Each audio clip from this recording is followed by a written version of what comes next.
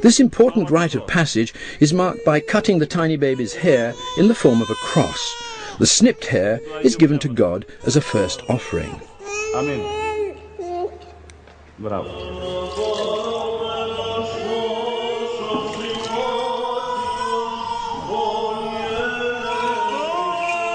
At this point in the ceremony, a special distinction is made between a boy and a girl. Boys are taken into the sanctuary, the area containing the altar, the most sacred part of the church. If the baby were a girl, she would be carried as far as the sanctuary doors, but then she would not be allowed to go inside. This is because in later life she'll go on to menstruate and bear children and, according to male-dominated church tradition, is therefore considered unclean. In fact, she'll be barred from entering this special area until she reaches her menopause and stops menstruating. So, from the very start of their social lives, these little children are being treated differently, and each rite of passage underlines this fact. In some countries where child mortality was high, there used to be a special ceremony to celebrate the fact that a baby had managed to reach its first birthday. In some Mediterranean countries, this still takes place even today. Here in Malta, it's known as the Uccia, and it's a moment when the differences between the male and the female are firmly established. As well as a birthday party, this is a moment when the baby's future as a male or a female will be determined. A traditional selection of objects which will differ according to whether it's a boy or a girl, are placed on a tray, and this is then positioned on the floor some distance from the infant. The object the baby chooses will indicate the path it will take in later life. Because this is a baby girl, there's a comb for a hairdresser, a rosary for life as a nun, a needle and thread for a seamstress, and so on.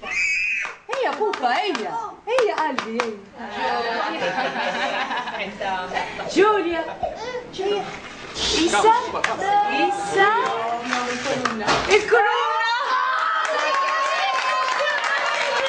She's chosen the rosary, which predicts that in later life she'll become a nun. There are many social rituals that help to mark out boys as boys and girls as girls. When they leave the parental nest and go to school, they start to split up naturally into one-sex groups. Having played happily together as infants, they now start to avoid the opposite sex. This happens even in coeducational schools like this one in the United States.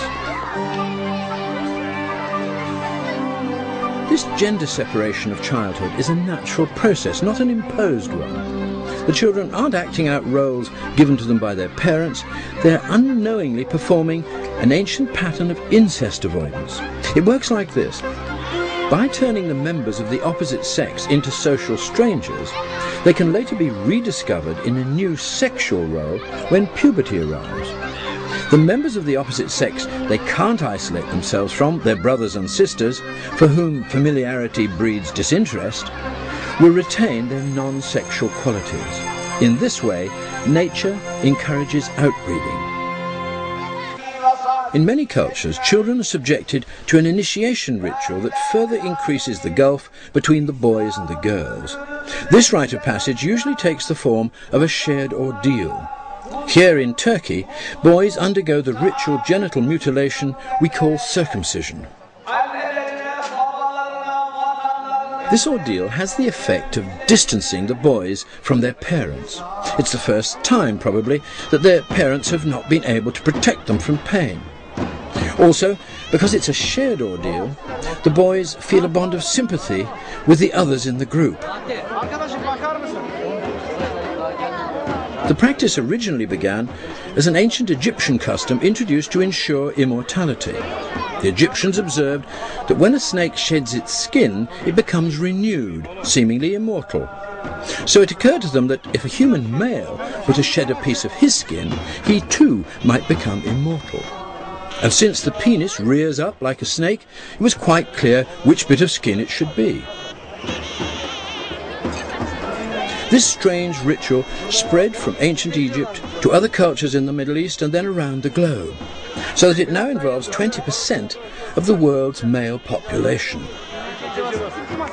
Of course, as it spread, snake worship was soon forgotten and spurious medical reasons were invented to keep the practice going.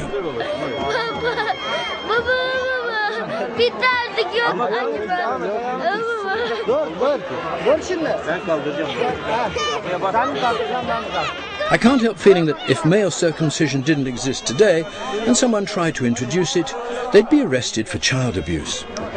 But its traditional role as a major rite of passage is too entrenched to bow to common sense or objective medical opinion.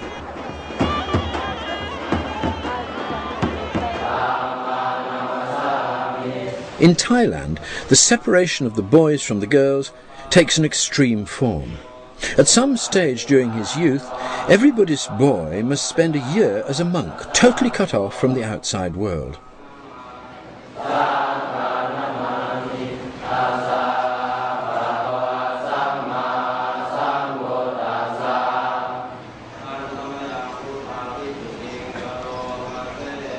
He must rise at dawn and devote much of the day to praying to the Buddha. By doing this, he's told, he will help his family reach a higher spiritual status.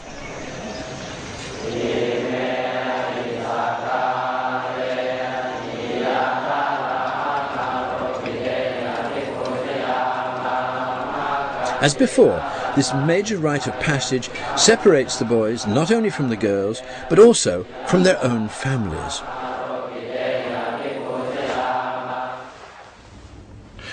It came as a shock to me, as it would to any Western visitor, to find this notice today outside a temple in Bali. It reads as follows: "Attention! To maintain the religious purity and cleanliness of this temple, women during menstruation should not enter the temple." The idea that the presence of a menstruating woman would somehow foul the temple precincts was to me quite bizarre, especially as there were monkeys, some of them no doubt menstruating, clambering all over the temple buildings. But what this notice does is to remind us of the huge importance that's always been placed on the arrival of adult human characteristics. Among the Wayu people of Colombia, for instance, a girl's newly acquired sexual maturity is seen as such a danger that she must be ruthlessly isolated from all social encounters. She's shut away on her own inside a little hut for up to 3 years. Her only occupation during this time will be to make hammocks. All her food is brought to her by the female members of her family, and they give her instructions on how to become a woman.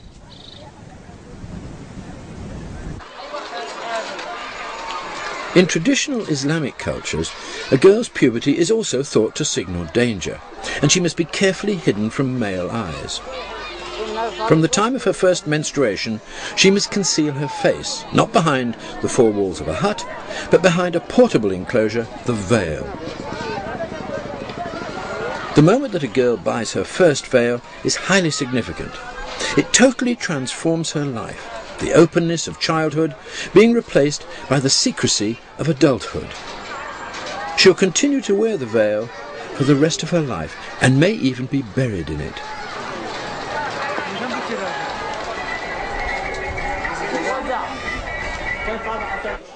In Yemen, a boy marks his arrival at puberty by wearing a large jambia or dagger.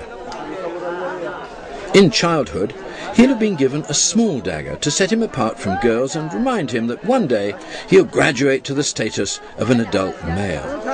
Now that time has come, and his child-sized dagger is at last replaced by a full-sized one. The wearing of jambias goes back to the times when Yemeni men were warriors fighting opposing tribes. But today they're purely ceremonial, providing a conspicuous badge of masculinity.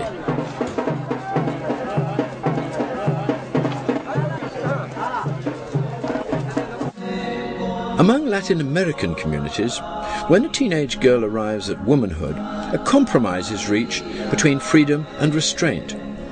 In a special 300-year-old ceremony called the quinceañera, she dresses like a bride and at first sight appears to be attending her wedding. But this is misleading.